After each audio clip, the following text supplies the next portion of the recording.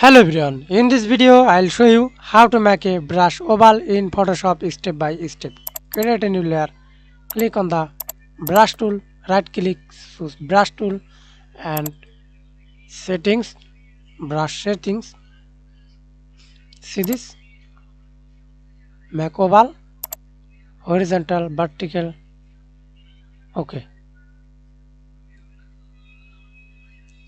Then click anywhere with hardness, without hardness, brush size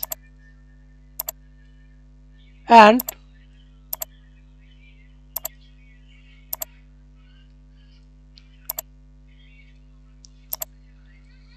thanks for watching video. Please like, comment, share and subscribe to my channel.